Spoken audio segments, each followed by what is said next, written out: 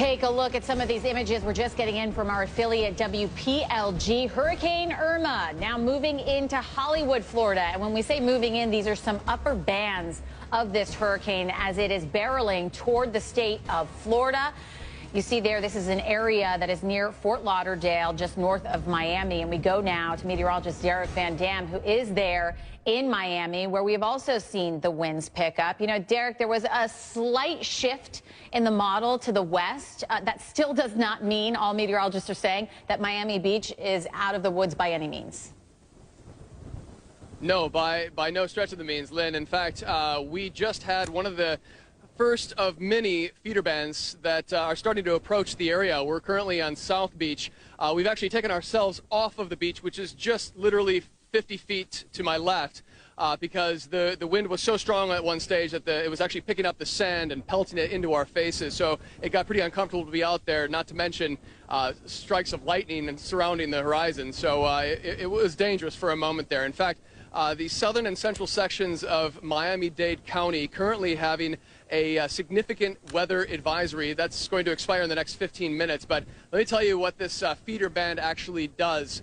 When the first outer bands from Hurricane Irma start to move in, it's amazing how quickly the weather deteriorates. The wind jumps from gentle breezes to a tropical storm force gust. I mean, in fact, just 5 minutes ago when that band came through, winds were easily 35, 45 miles per hour, gusting slightly higher than that. That puts it into tropical storm force. So we are feeling the effects of Irma definitely this morning. First glimmer of light as the sun rose just about 15 minutes ago.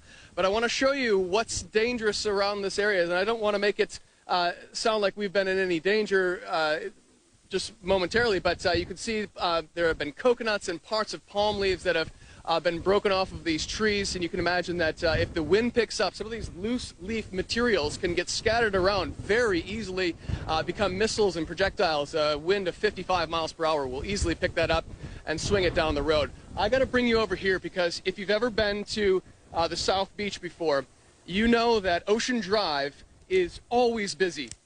Yeah. Especially in the morning hours. People will be walking their dogs, taking a run. But this is a ghost town right now. People have heeded the evacuation orders and gotten out of here because we know that where we're standing now, the official forecast, if it comes true, 5 to 10 feet inundation, storm surge. The tornado threat also starting to increase across this part of the state, and the potential for flooding as well as rains continue to pick up across this region, maybe 10 to 15 inches of rain. Yeah, and you know, Lynn, Derek, it sort of gives you the chills when you know what's coming. You know, we cover breaking news and it happens in the moment. We know what's coming. The best part of this is that people have heeded the warnings and gotten out of there, it seems. Absolutely. Derek Van Dam, thank you so much for that.